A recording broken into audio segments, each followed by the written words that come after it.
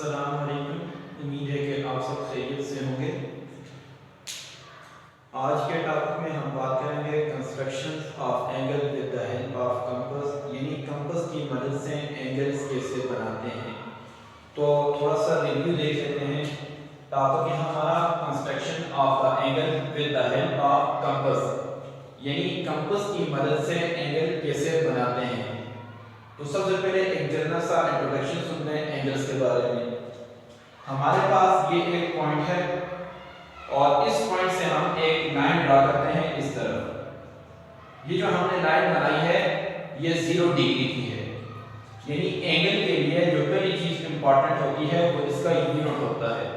तो एंगल्स की जब हम मेजरमेंट करते हैं उसके बाद जो भी हमारे पास वैल्यू आए उसके साथ जो यूनिट लगती है वो डिग्री होती है। फॉर एग्जांपल मैं कहता हूं कि 90 का एंगल तो 90 डिग्री होगा। ये एक छोटा सा डॉट होता है, नंबर के ऊपर लिखा जाता है जो कि एंगल को शो करता है।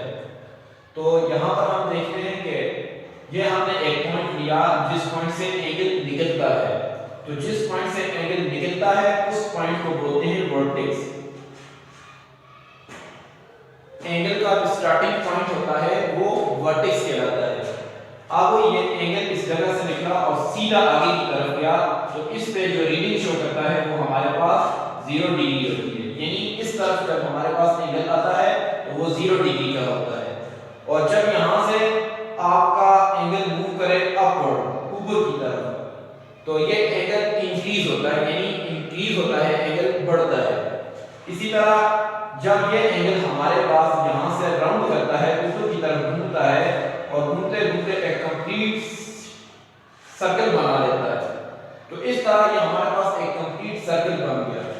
अब सर्कल के बारे में दो तीन चीजें समझते हैं कि सर्कल का जो सेंटर होता है उसको हम सेंटर ऑफ सर्कल बोलते हैं और सेंटर से किसी एक पॉइंट तक का फासला रेडियस कहलाता है और पूरा जो सर्कल का एक एंड से लेकर दूसरे एंड तक का जो फासला है वो डायमीटर कहलाता है। इसी तरीके से जो सर्कल की बाउंड्री होती है इसको सर्कमफेरेंस ऑफ सर्कल बोलते हैं। लेकिन यहां हम एंगल्स के बारे में पढ़ रहे हैं तो बात करेंगे एंगल्स की। तो एंगल बनाने के लिए जो सबसे पहली चीज इंपॉर्टेंट होती है वो आपने वर्टेक्स लेना होता है।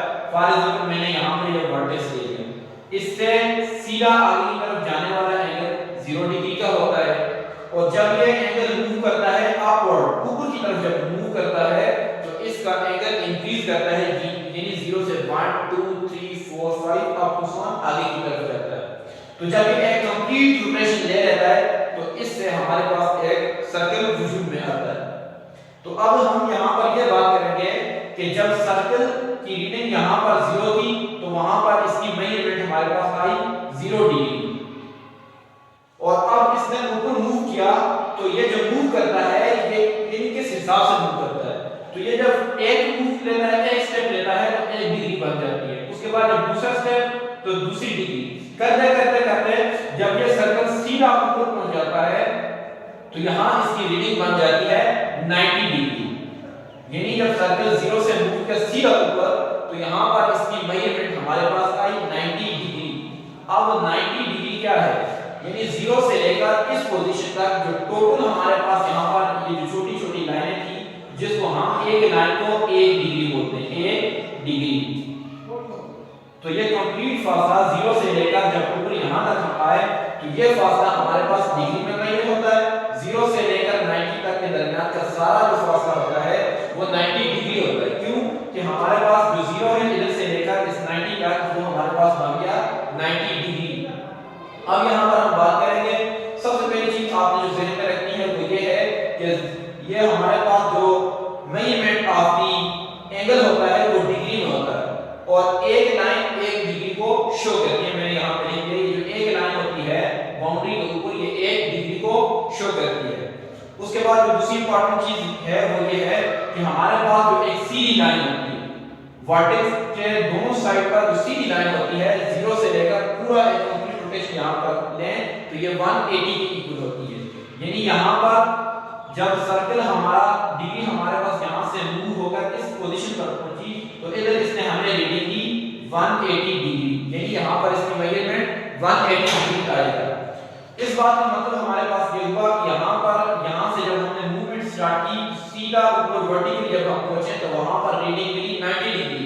अब इससे आगे आगे एंगल और इंक्रीज हुआ और जब इस पोजीशन पर पहुंचा तो हमें रीडिंग मिली 180। यानी ये क्वाड्रेंट भी हमारे पास 90 डिग्री का होता है और दूसरा क्वाड्रेंट भी हमारे पास 90 डिग्री का होता है। 90 और 90 को जब हमने आपस में प्लस किया तो इससे हमें रीडिंग मिली 180 डिग्री। यानी एक जो लाइन होती है उसका अगर एरो इस तरफ है और वर्टेक्स इस तरफ है तो इसका मतलब है वो लाइन हमारे पास 180 की होती है। लेकिन वर्टेक्स अगर आप इस पोजीशन पर है और एरो इस तरफ है तो इसका मतलब ये है कि आपकी जो एंगल बना है वो 0 डिग्री का है।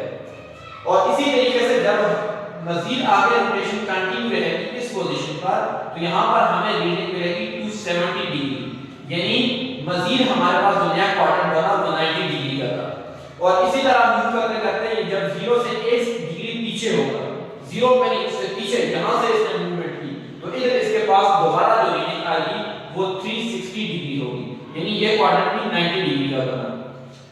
अब इस पोजीशन पर हम जो बात करेंगे असल हमारा कांसेप्ट है वो ये है कि एक कंप्लीट सर्कल के अंदर जो टोटल नंबर ऑफ डिग्रीज होती हैं, टोटल एंगल जो बनते हैं वो 360 होते हैं। यानी एक कंप्लीट सर्कल के अंदर टोटल नंबर ऑफ एंगल्स 360 होते हैं। यानी 360 छोटी-छोटी हमारे पास लाइनें होती हैं जो कंप्लीट सर्कल बनाती हैं और वो 360 डिग्री आ गया। अब दूसरी बात हम करेंगे वो ये है कि एक जो सीधी लाइन होती है ये 180 की होगी। तो आज का हमारा जो टॉपिक है construction of angle with the help of compass वो इस लाइन के ऊपर है कि किस तरह हमने लाइन के ऊपर एंगल्स बनाने हैं। तो यहां पर एक चीज का ख्याल रखना है। देखिए आपके पास एक लाइन है, आप इस लाइन के ऊपर कितने एंगल्स बन सकते हैं? अमूमन क्वेश्चन होता है कि एक सीधी लाइन के ऊपर कितने एंगल बन सकते हैं। तो एक सीधी लाइन के ऊपर मैक्सिमम 180 एंगल बन सकते हैं, इससे ज्यादा नहीं बन सकते सीधी लाइन के ऊपर। हां, अगर आप एक कंप्लीट सर्कल लें तो कंप्लीट सर्कल के अंदर 360 एंगल बन सकते हैं, इससे ज्यादा एक सर्कल के अंदर भी एंगल्स नहीं बन सकते, फिर हमें दूसरा सर्कल लेना होता है। तो यहां पर आज के टॉपिक में बात करेंगे कि किस तरह हम लाइन के ऊपर ये 180 यानी 180 एंगल बना सकते हैं। तो 180 एंगल से अमूमन हम नहीं बनाते, जो इनमें से ज्यादा इंपॉर्टेंट है जिस तरह 60 का, 180 का, 90 का, जो ज्यादा इंपॉर्टेंट है वो एंगल्स हम बनाएंगे एक लाइन के ऊपर। तो बहरहाल आप इतना याद रखना अपने ज़हन में कि एक लाइन के ऊपर ज्यादा से ज्यादा 180 एंगल बन सकते हैं और सबसे छोटा जो एंगल होगा लाइन के ऊपर वो 0 डिग्री का होगा और जो सबसे बड़ा एंगल होगा वो 180 डिग्री का होगा। एक लाइन के ऊपर 0 से छोटा एंगल नहीं बन सकता और 180 से बड़ा एंगल भी इस लाइन के ऊपर नहीं बन सकता। तो चलें अब स्टार्ट करते हैं कि किस तरह हम कंपास की मदद से ये एंगल्स बनाएंगे एक लाइन के ऊपर। अब हम ये देखेंगे कि कंपास की मदद से हम एंगल किस तरह बना सकते हैं। तो सबसे पहले आपने एक सीधी लाइन ड्रा कर लेनी है। ये आपके पास एक लाइन होगी, इस लाइन के इस पोजीशन पर आपने एक छोटा सा डॉट लगा देना है, यानी ये आपके पास वर्टेक्स हो गया।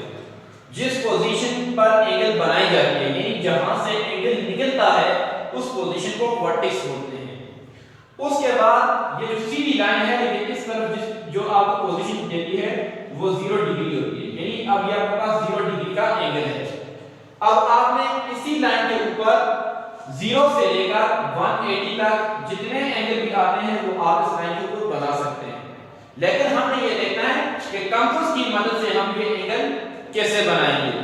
तो उसके लिए प्रोसीजर ये है कि सबसे पहले आपने कंपास के अंदर पेंसिल को अच्छे तरीके से फिट कर लेना है ताकि कंपास की नीडल और पेंसिल की नीडल दोनों बराबर हो। उसके बाद कंपास की नीडल को इधर रखना है और अपनी मर्जी से आपने कंपास को खोलना है। यहां पर आपने ये बात याद रखनी है कि जितना आप कंपास खोलेंगे उतनी ही फिगर बनेगी, यानी फिगर का जो साइज होता है ये डिपेंड करता है कि आपने यहां से लेकर यहां तक कंपास कितना खोला। जितना कंपास बड़ा होगा यानी आपने कंपास को ज्यादा खोला तो फिगर बड़ी बनेगी, कंपास को छोटा खोला, थोड़ा खोला तो आपके पास फिगर छोटी बनेगी। तो फॉर एग्जांपल आपने कंपास की नीडल को यहां रखा और आपने यहां तक कंपास को खोल दिया, तो यहां पर आपने कंपास की नीडल को रखना है, इस पोजीशन पर पेंसिल को रखना है और एक आर्क बना लेना है। ये आपके पास एक आर्क बन गया। अब उसके बाद आपके कंपास की नीडल चेंज नहीं होनी चाहिए, यानी कंपास की नीडल और पेंसिल के दरमियान जो फासला ये चेंज नहीं करना। और अगर खुदा न खास्ता आपका जो कंपास है वो चेंज हो गया है तो आप दोबारा इस पोजीशन पे नीडल को रख के यहाँ पर पेंसिल को लाना है तो आप दोबारा पोजीशन अरेंज हो जाएगी। अब दोबारा आपने क्या करना है, अब आपने अपने कंपास की नीडल को इधर रखना है और कंपास की पोजीशन चेंज नहीं है, एक कट लगा देना है यहाँ पर। तो ये जो पहला कट आपके पास लगा है ये आपके पास 60 डिग्री का है। कितने का है, यानी कंपास की मदद से 60 का एंगल बन गया है। तो दोबारा यहाँ पर मैं फिगर बनाता हूँ। फॉर एग्जांपल हमने यहाँ तक कंपास खोली और ये एक कट लगा दिया और ये पहला हमारे पास जो कट है ये 60 डिग्री का हो गया। इधर से आप स्केल की मदद से सीधा यू लाइन बना लेंगे। तो ये जो पहली एंगल आपके पास बनी है ये 60 डिग्री की होगी और ये कंपास की मदद से बनी। अब दोबारा वही कंपास है जिसकी पोजीशन चेंज नहीं हुई, इस पोजीशन पर रखें और दूसरा कट लगा दें। तो ये जो दूसरा कट लगा है ये आपके पास सेम वही 60 का एंगल एक और बना, तो 60 + 60 120 होगी, यानी इस पोजीशन पर आपके पास ये 120 का एंगल बन गया। उसके बाद आपने कंपास को इस जगह पर रखा, कंपास की नीडल को, और तीसरा कट लगा दिया। तो फॉर एग्जांपल तीसरा कट आपका इधर आता है तो ये आगे आपका इस वर्टेक्स से सीधी आगे लाइन ड्रा करनी है जो इस वर्टेक्स के इस जगह से दूसरे नीचे वर्टेक्स से निकले और इस जो आपने आर्क लगाया इससे निकलती हुई आगे आए। तो ये आपके पास तीसरा एंगल बन गया जिसको हमने नाम दे दिया 180 डिग्री का। तो ये आपके पास तीन एंगल्स बन गए कंपास की मदद से। और हमेशा आपके पास ये पहले ये तीन एंगल्स बनते हैं, उसके बाद आपकी मर्जी आप जो एंगल बनाना चाहें तो आप बना सकते हैं। फॉर एग्जांपल अब इसी कंपास की मदद से हम 90 का एंगल बनाते हैं तो वो कैसे बनेगा, उसके लिए आपने आपकी जो असल चीज है वो कंपास की पोजीशन चेंज नहीं होनी चाहिए। जब पोजीशन चेंज होगी तो आपकी रीडिंग गलत आ सकती है। दोबारा वही रीडिंग है और उसी रीडिंग के मुताबिक आपने यहाँ पर अपना कंपास रखा, कंपास की नीडल इधर रखी और यहाँ तक खोला और सीधा ऊपर आपने एक आर्क लगा दिया, फिर दोबारा इधर नीडल रखी और दूसरा आपने एक कट लगा दिया। अब इस कट का जो सेंटर है उसको और इस वर्टेक्स को आपस में जोड़ दे स्केल की मदद से, तो ये आपके पास कुछ यू लाइन लगेगी। तो बिल्कुल सीधी लाइन लग रही है तो इस बात पर मतलब है कि आपका इस पोजीशन से लेकर इस तक 0 से लेकर इस जगह तक का जो एंगल बनता है वो 90 डिग्री का है। मैं यहाँ पर लिख देता हूँ ये 90 डिग्री का एंगल बन गया। तो आप अपनी मर्जी से जो एंगल भी बनाना चाहें आप बना सकते हैं। फॉर एग्जांपल आपने देख अब हम 45 का एंगल बनाना चाहते हैं तो आप 45 का एंगल बआसानी बना सकते हैं। उसके लिए प्रोसीजर ये है कि आप 90 का हाफ करें तो तब भी 45 आता है, या आप इस 60 से 45 का एंगल बनाना चाहें तो तब भी बन सकता है। फॉर एग्जांपल मैं 90 से बनाता हूं तो 90 का एंगल 90 की एंगल की मदद से 45 का एंगल कैसे बनता है। आपने अपनी कंपास की नीडल इस जगह पर रखनी 0 पर और 90 तक खोलनी है, ठीक हो गया। अब यहां पर आपने कंपास की नीडल को रखा और यहां तक आपने कंपास की पेंसिल को खोला, फिर आपने एक कट लगा दिया इस तरफ और उसके बाद इस पोजीशन पर रखकर दूसरा कट लगाया जो कि इसको काट देगा। तो ये आपके पास 90 का हाफ हो गया और 90 का हाफ हमारे पास 45 होता है, यानी आप इस पोजीशन से लेकर इधर तक जो एंगल बनता है ये 45 डिग्री का है। इसी तरीके से आप कहते हैं कि हमने 30 का एंगल बनाना है तो 30 का एंगल बनाने के लिए ये आपके पास वर्टेक्स होगा, वर्टेक्स पे आपने नीडल रखी और एक आर्क बना लिया और अब आपकी कंपास चेंज नहीं होनी चाहिए। इधर आपने कंपास की इस पोजीशन पे कंपास की नीडल को रखा और इधर आपने पेंसिल रख के एक आर्क बनाया। उसके बाद आपने इस जगह पर कंपास की नीडल रखी और एक कट लगा दिया और ये कट आपके पास 60 डिग्री का हो गया। अब आपने एंगल 30 का बनाना है तो कैसे बनेगा, इसी 60 का हाफ करें। हाफ कैसे होगा, इस पोजीशन पर आपने कंपास की नीडल को रखा और इधर आपने पेंसिल को रखा, यानी कि आपके पास ये फासला नहीं होगा। अब इस पोजीशन पर रख के आपने इधर कट लगाना है और इधर रख के इधर कट लगाना है। तो इस तरह आपके पास एक नया एंगल बनता है जो कि 30 डिग्री का है। तो आप इसके बाद जो एंगल भी बनाना चाहें सबका यही प्रोसीजर है। आपने जो एंगल बनाना है इन तीन की मदद से बनेगा 60, 90 और 180। अब आप कहते हैं कि हमें 150 का एंगल बनाना है तो 120 इस पोजीशन पर आते हैं। 120 से आगे हम 30 और जाएं तो हमारे पास 150 बन जाएंगे। तो उसके लिए हमें क्या करना होगा, 120 के ऊपर आपने अपनी कंपास की नीडल को रखी और 180 तक खोला। उसके बाद इस पोजीशन पे रख के इधर आ या कट लगाया और इधर आके इधर कट लगाया।